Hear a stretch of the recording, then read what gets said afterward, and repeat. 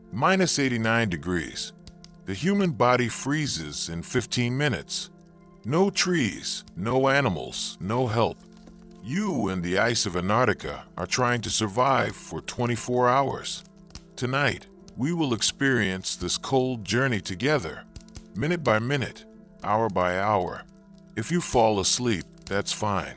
But have you ever wondered what exactly happens to your body in the first 60 seconds? Today we will explore one of the harshest tests in human history.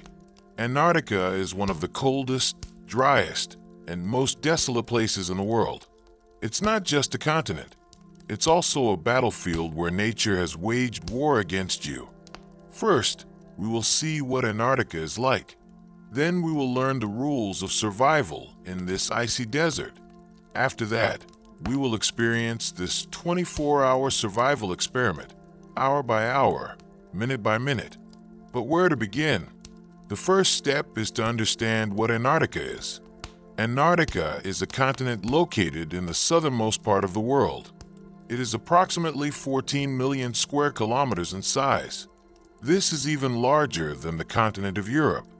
98% of the continent is covered by thick ice sheets. In some places, these ice sheets exceed 4,000 meters in thickness. Approximately 70% of the world's freshwater reserves are in the form of ice in Antarctica. If all this ice were to melt, global sea levels would rise by about 60 meters. This would mean that many coastal cities around the world would be submerged. Antarctica's climate is extremely harsh. The average winter temperature is around minus 60 degrees Celsius. In some inland areas, temperatures can drop to minus 90 degrees Celsius. The lowest temperature ever recorded was minus 89.2 degrees Celsius, measured at Vostok Station in 1983. Even in summer, temperatures in coastal areas only rise a few degrees above zero. In inland areas, temperatures remain between minus 30 and minus 40 degrees Celsius even during the summer months. Wind speeds are also extremely high. In some areas, winds reach up to 300 kilometers per hour. These winds make the cold even more intense. At minus 40 degrees Celsius, a wind blowing at 50 kilometers per hour can reduce the perceived temperature to minus 70 degrees Celsius. Rainfall in Antarctica is extremely low. Annual rainfall is below 50 millimeters in some areas. This means it receives less rainfall than some of the world's driest deserts. Antarctica is technically a desert, but it's an ice desert. Most precipitation comes as snow, but this snow is constantly moving due to the winds. Snowstorms reduce visibility to zero, making movement outdoors almost impossible. Antarctica's flora and fauna are also extremely limited. No plants or animals live in the interior of the continent. Coastal areas are home only to mosses, lichens, and a few types of fungi. The situation is similar for animals. The largest land animal living in Antarctica is a type of mosquito, only 6 millimeters long. Penguins, seals, and seabirds live in coastal areas, but they too are dependent on the sea for food. No mammals other than humans are found in the interior. There are no human settlements in Antarctica. Only research stations exist. Scientists and support staff working at these stations usually stay for a few months or a year. In winter, the number of personnel at some stations drops below 50. This means that there are only a few hundred people in the entire continent. In summer, tourist ships visit the coastal areas. However, most of these tourists only set foot on land for a few hours. Now, a question arises. Is it possible to survive for 24 hours in such a place? In theory, yes. But this requires the right equipment, the right knowledge, and a very good amount of luck. Surviving in minus 60 degree temperatures, with winds blowing at 100 kilometers per hour, without the right equipment is almost impossible. The body loses heat very quickly in these conditions. Hypothermia, the dangerous drop in body temperature, begins in just a few minutes. The first few hours are the most critical for survival. The moment you set foot on Antarctica, your body reacts instantly. Cold air hits your face. Breathing becomes difficult. Your lungs work extra hard to warm the cold air. Your heart rate increases. Your body changes its blood circulation to conserve heat. Blood vessels in extremities such as hands, feet, and face constrict. This reduces blood flow to these areas. Thus, the body tries to protect its internal organs. However, this increases the risk of frostbite in fingers and ears. Within the first 60 seconds, all the moisture in your skin begins to evaporate. The air in Antarctica is extremely dry. Humidity can drop below 1%. This instantly draws moisture from your skin. Lips crack. The inside of your nose dries out, and your eyes start to water. If you're not wearing gloves, the moisture on your hands freezes, forming tiny ice crystals.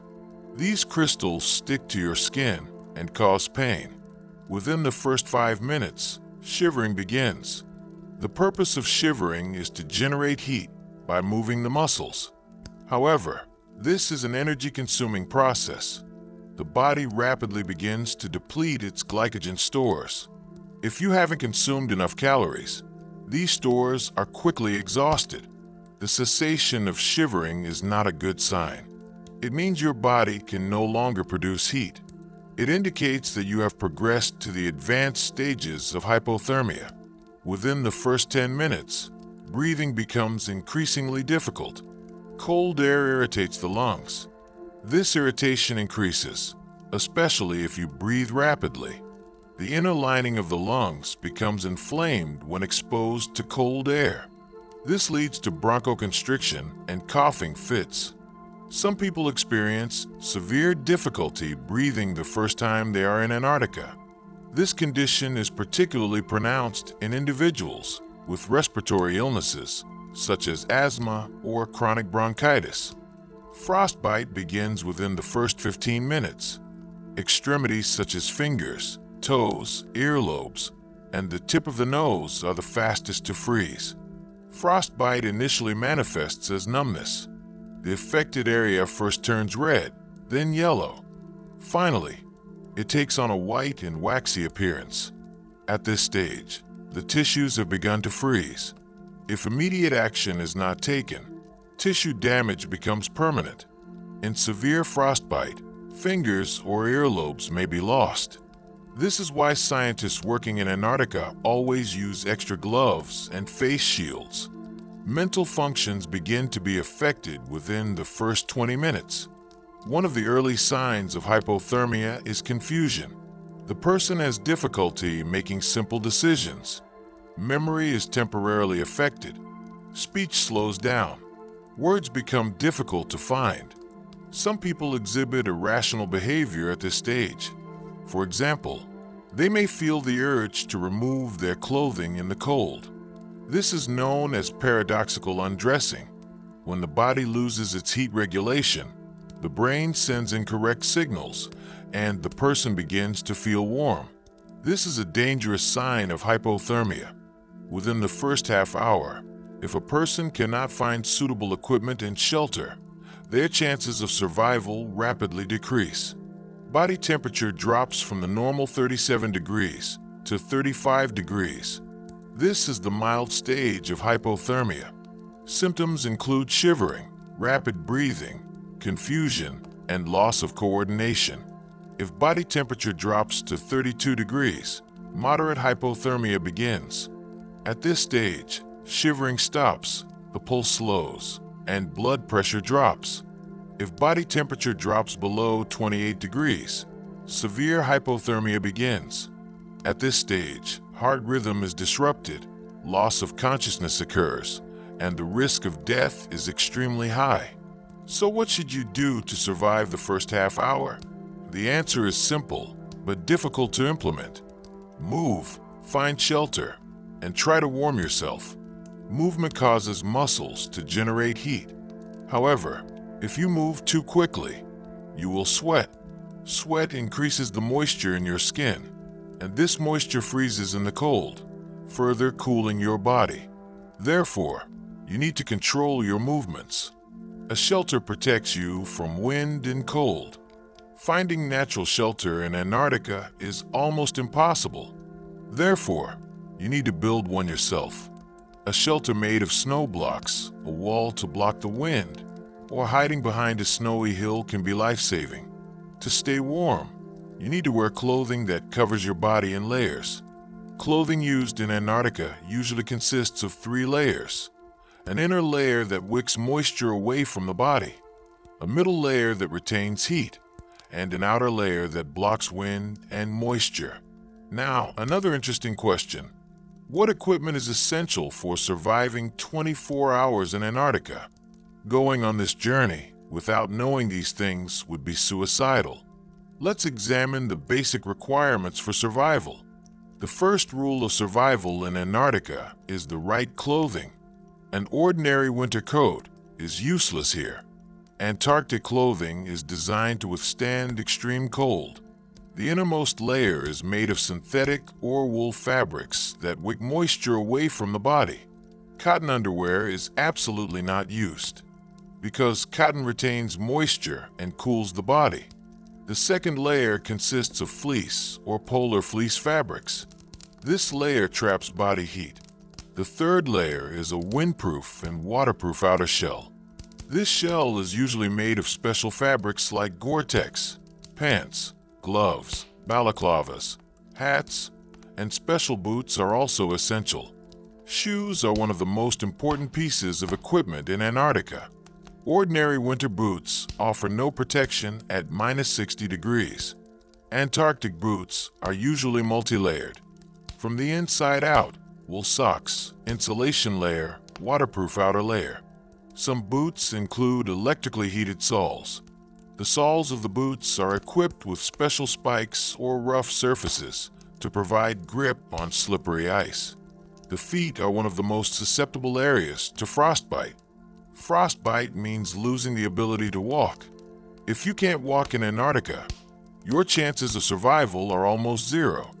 A similar situation applies to gloves. Thin gloves are necessary for working in some situations. For example, thin gloves are needed to fasten a button or zip up a zipper. However, thin gloves can only be used for a few minutes. Next, you should switch to thick, insulated gloves. Some Antarctic gloves have internal heating systems. Hands are one of the areas of the body that loses heat the fastest. Protecting your hands is a fundamental part of survival. Eyes must also be protected from the cold. Antarctica's icy surface reflects 90% of sunlight. This leads to snow blindness. Snow blindness occurs when the cornea of the eye is burned by the sun's ultraviolet rays. Symptoms include pain, watery eyes, blurred vision, and temporary vision loss. To prevent snow blindness, it is essential to wear UV protective sunglasses or snow goggles. Some goggles include covers to block light from the sides as well. Shelter equipment is also vital. In Antarctica, shelter is the only way to protect yourself from wind and cold. The simplest shelter is a tent. However, an ordinary camping tent cannot withstand the winds of Antarctica. Specialized polar tents are used. These tents are supported by aluminum or carbon fiber poles. Their fabrics are windproof and waterproof. Inside the tent, there are insulated sleeping bags and insulation mats. Some tents are equipped with internal heating systems. If there is no tent, a snow shelter must be built.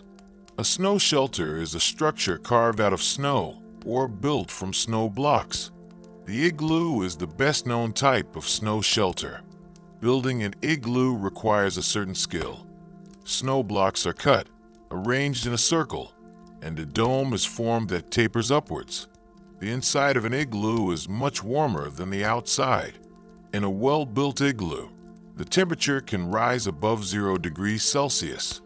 This is a huge difference compared to the -60 degrees Celsius outside temperature. Water and food are also basic necessities for survival. Although finding water in Antarctica seems easy, It is actually difficult. Everywhere is covered in ice, but eating ice lowers your body temperature. The ice needs to be melted. For this, a heat source is needed. A small camping stove or chemical heaters are used. Melting snow or ice in a container and drinking it meets the water needs. However, this process requires energy and time. To obtain 1 liter of water, you need to melt approximately 2 liters of snow. Nutrition is even more critical. There are no natural food sources in Antarctica. You have to carry everything with you. High-calorie foods are preferred. Foods like chocolate, nuts, energy bars, and dried fruit are both light and provide high energy. Hot food is also important. Hot food not only provides calories, but also warms the body from the inside. Eating frozen food lowers body temperature. Therefore, small stoves or chemical heaters are used to heat food. Energy sources are also part of survival. Flashlights or headlamps are needed for light. In Antarctica, the sun never rises during the winter months. This is known as the polar night, which lasts for months. In the summer months, the sun never sets. However, artificial light sources are needed on cloudy days or inside tents. Batteries drain quickly in the cold. Therefore, it is necessary to carry spare batteries and keep them warm near the body. Communication devices are also critically important. Getting lost in Antarctica means death. GPS devices allow you to determine your location. Satellite phones allow you to call for help in emergencies. However, these devices are affected by the cold. Their batteries can run out. Therefore, it is recommended to carry spare batteries and solar panels. Some research teams also carry emergency flares. These flares send bright light signals into the sky, helping rescue teams find you.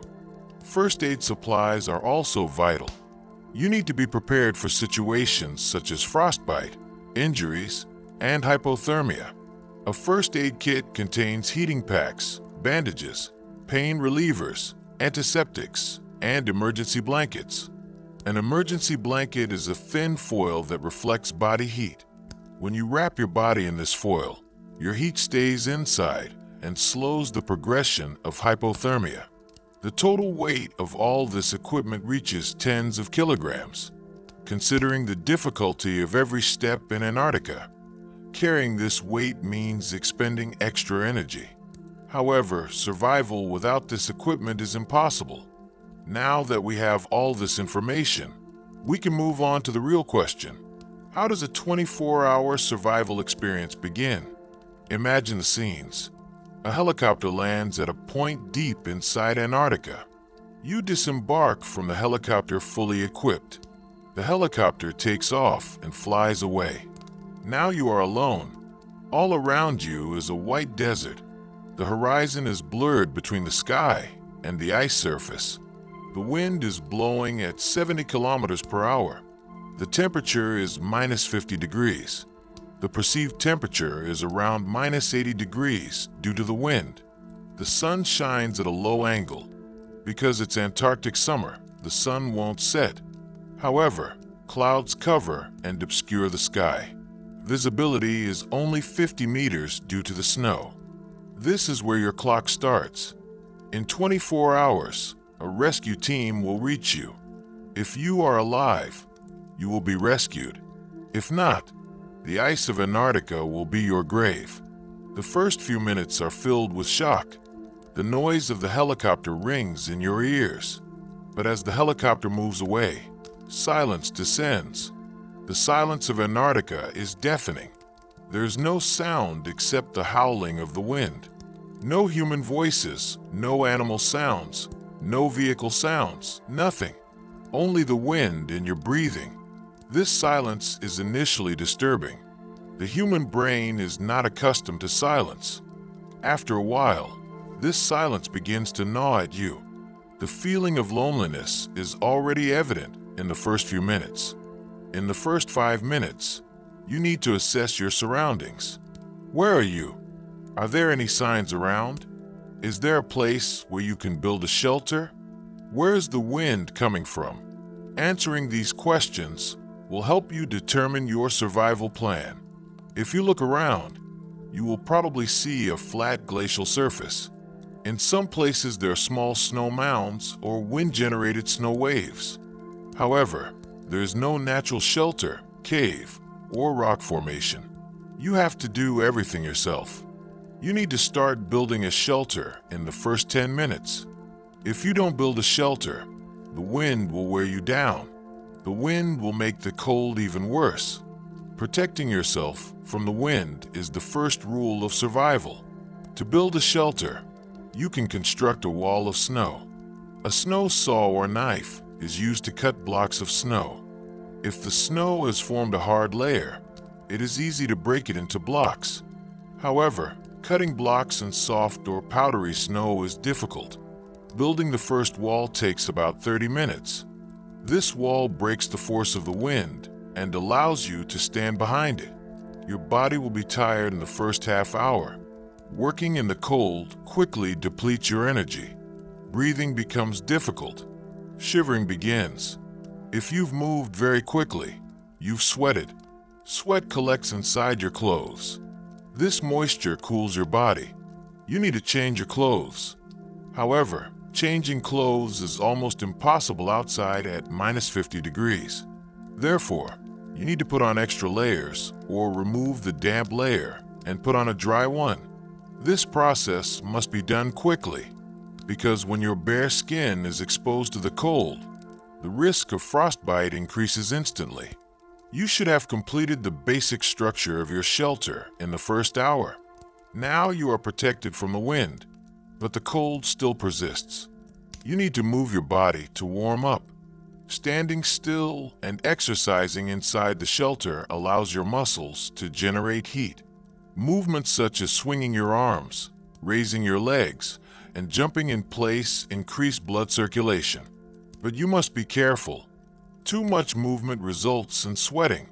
Sweat is your biggest enemy. You should also consider meeting your water needs in the first hour. Your body loses water in the cold. The water vapor you exhale is moisture loss. Also, the frequency of urination increases in the cold. This is known as urination in the cold. In cold weather, the body constricts blood vessels to protect internal organs. This leads to more blood flow to the kidneys and increased urine production. Therefore, you need to drink water regularly. You should start melting snow or ice. You can melt snow in a container using a small campoka or chemical heater. This process takes about 15 to 20 minutes. You should have established a routine within the first 2 hours. Shelter completed, water obtained, body temperature under control. Now you need to store energy. It's time to get nutrients. A high-calorie energy bar or chocolate provides quick energy. If you also drink a hot beverage, your body will warm up from the inside. Hot tea, coffee, or soup provides calories and boosts your morale. In Antarctica, morale is a vital part of survival. Giving in to despair accelerates physical collapse. You should have overcome the first major challenge within the first 3 hours. You've built a shelter, you're warm, you have food, you've had water. But this is just the beginning. There's still 21 hours to go. Now you need to move on to the next stage, strengthening your shelter. The wind will try to destroy your shelter. If a snowstorm starts, visibility will drop to 0. Your shelter needs to be sturdy. In the first 3 to 6 hours, you should focus on improving your shelter. You should thicken the walls with snow blocks. You should add a roof and cover it with snow. You should build a platform inside where you can sit. This platform should be slightly above ground level because cold air sinks downwards. Being elevated will keep you warmer. You also need to make a ventilation hole inside the shelter. If you use a stove to warm yourself in an enclosed space, oxygen will run out and carbon monoxide will build up. This leads to poisoning. Ventilation is vital. By 6 hours, fatigue will be noticeable. Your muscles will ache. Your joints will be stiff. You should check for numbness in your fingers and feet. If there's numbness, this is a sign of frostbite. You must act immediately. Do not rub the frozen area. Rubbing damages the tissue. Instead, you should warm it slowly. Place the frozen fingers on a warm area of your body, such as your armpit or stomach. Slow warming prevents tissue damage.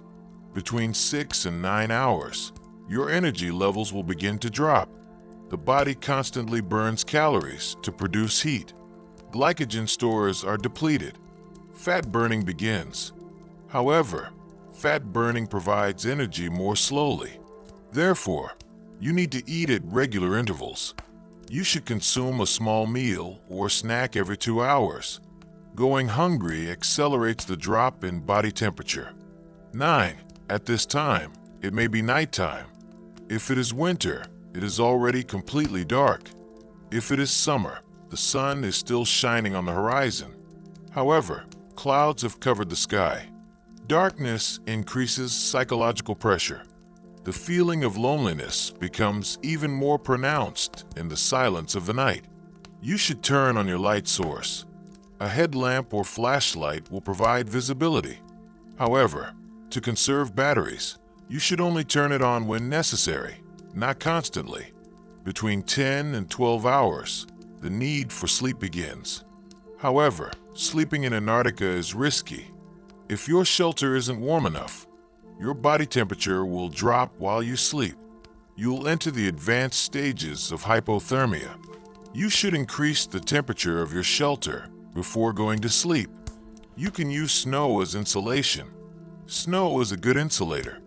Covering the inside of the shelter with layers of snow prevents heat from escaping. You should also make sure your sleeping bag is well insulated. Sleeping bags are usually designed to withstand -40 or -60 degrees Celsius. However, at -80 degrees, this insulation may not be sufficient. It might be midnight by the 12th hour. Your sense of time is disrupted in Antarctica. Constant light or constant darkness upsets your body's natural clock. Your sleep pattern is disrupted. However, you should try to sleep now. Sleep allows the body to regenerate itself, but instead of falling into deep sleep, you should remain in a semi-awake state. Because your shelter might collapse, the wind might intensify, or another emergency might occur. You should set an alarm and wake up every 2 hours to check. Between 13 and 15 hours, you may have had a short sleep, but waking up is painful. Your body is stiff from the cold. Moving hurts. Your joints feel frozen. You must start moving slowly. Stretch your arms and legs. Stimulate blood circulation. Then drink something warm. A warm drink warms your body from the inside and lifts your spirits. Between 15 and 18 hours, you face the second major challenge. Psychological collapse, loneliness, fatigue, cold, and uncertainty consume your mind. A feeling of hopelessness begins. The thought, "I can't get out of here," takes over your mind. This is one of the most dangerous stages of survival. Psychological collapse accelerates physical collapse. You stop being motivated.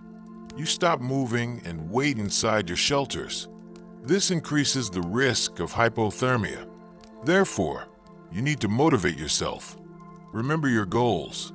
Think of your loved ones. Say, just a few more hours. Between 18 and 21 hours, you reach the final stage. The rescue team will arrive in about 3 hours. However, these last 3 hours can be the most difficult. Your body has exhausted its energy. Nutrient stores are depleted. Fatigue has seeped into your bones. You must force yourself to move. You must stay in place inside your shelter and exercise. Movements like swinging your arms, raising your legs, and walking in place keep the blood circulating. At the 21st hour, the waiting begins. You have done everything you can. The shelter has been built, food has been obtained, and water has been drunk. Now all that remains is to wait. But this waiting is frustrating. Time flies by. Every minute feels like an hour. You wonder if the rescue team has arrived. What if they don't? This thought begins to gnaw at your mind. But you need to calm yourself. Take deep breaths. Think positively. The rescue team will come. At the 23rd hour, there's only 1 hour left. Perhaps you can't take it anymore.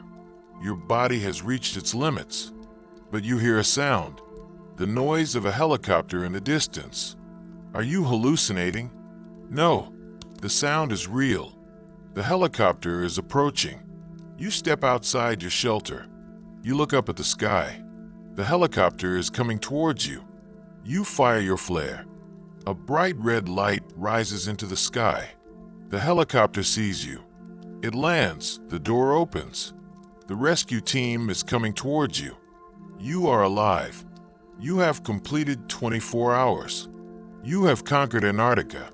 At the 24th hour, you are inside the helicopter. The temperature is plus 20 degrees. This temperature feels like paradise. The rescue team gives you hot tea and blankets. Your body slowly begins to warm up. Your fingers and feet are losing their numbness. It hurts, but it's part of the healing process. The helicopter goes to the nearest research station. There, you will have a medical checkup. Frostbite will be treated. You will take a hot shower and eat. But right now, you are only thinking one thing. You survived. So, is it really possible to survive 24 hours in Antarctica? In theory, yes. But it requires the right equipment, the right knowledge, physical endurance, and a lot of luck. The scenario we described above assumes ideal conditions. This assumes your equipment is complete. You have enough snow to build a shelter. You haven't suffered any serious injuries, and the weather conditions haven't deteriorated too much. In reality, these conditions may not always be met. For example, if the wind reaches 150 knots per hour, it's almost impossible to stay outside. The wind knocks you over. Visibility drops to zero. Building a shelter in such a storm is impossible. If you lack equipment, for example, a sleeping bag, or if it's inadequate, sleeping through the night can be fatal. If you get injured, for example, sprain your ankle or break your arm, movement becomes difficult. If you can't move, you can't build a shelter. If you can't build a shelter and don't stay warm, hypothermia is inevitable. Many explorers and scientists have lost their lives in Antarctica.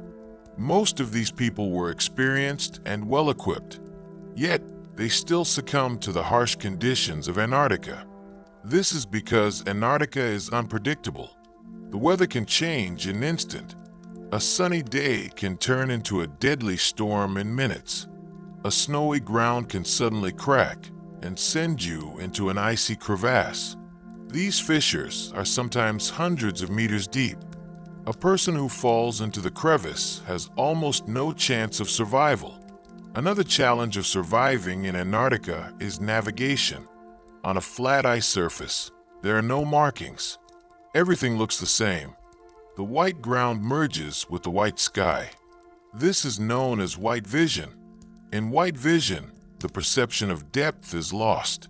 You cannot understand where you are, how far you have gone, or which direction you are going.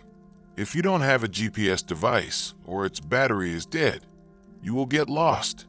Getting lost in Antarctica is a death sentence. Another challenge is loneliness. Humans are social beings. Loneliness creates psychological pressure. When you are completely alone in Antarctica, this pressure is amplified.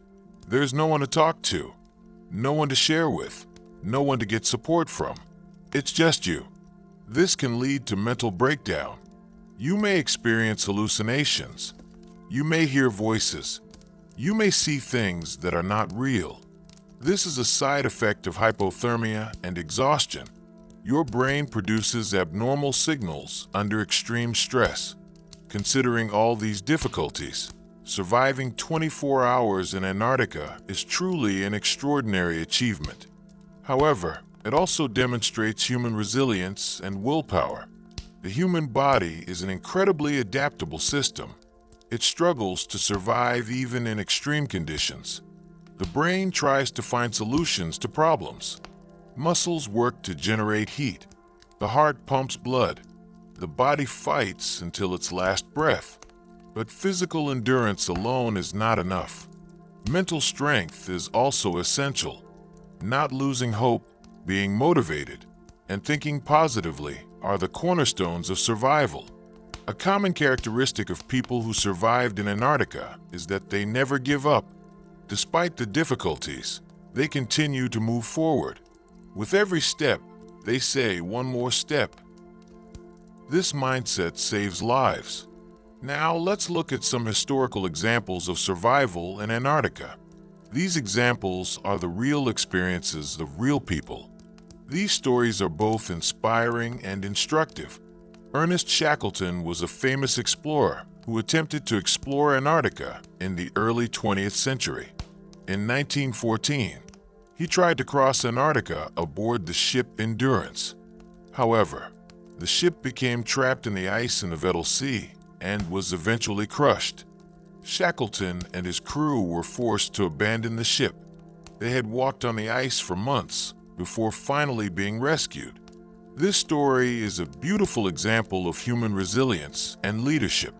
Shackleton did not lose a single member of his team. Everyone survived. This was due to Shackleton's leadership, the team's discipline, and their never-give-up attitude.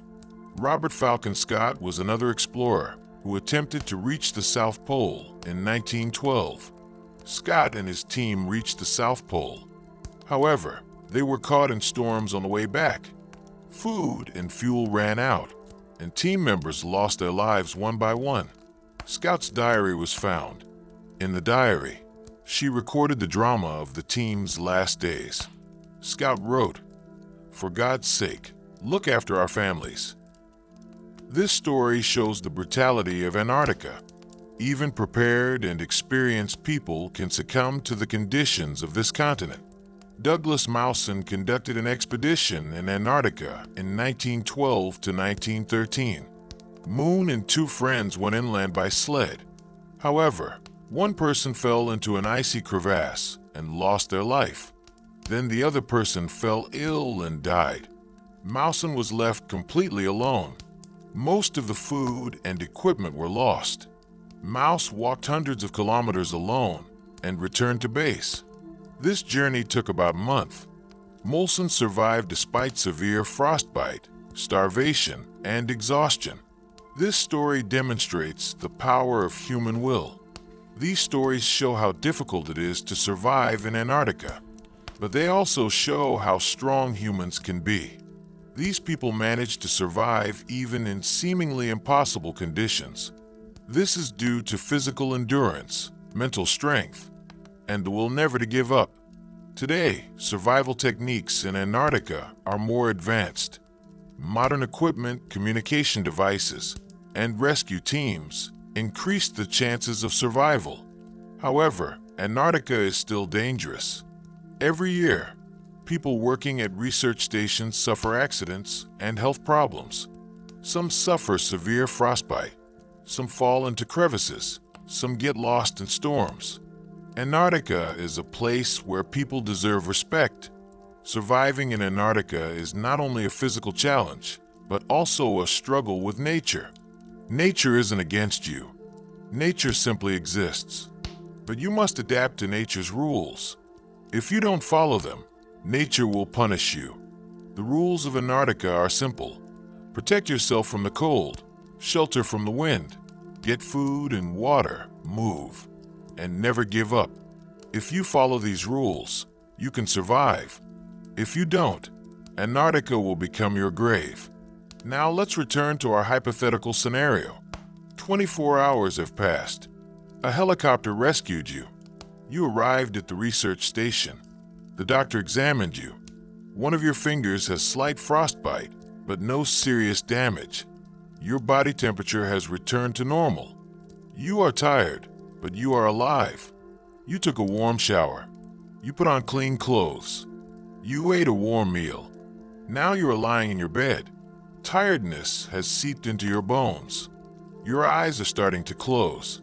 You are thinking about the 24 hours you spent in Antarctica.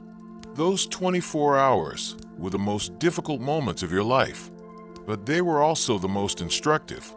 You got to know yourself, learned your limits, and discovered the power of your will. Now you know what it means to survive.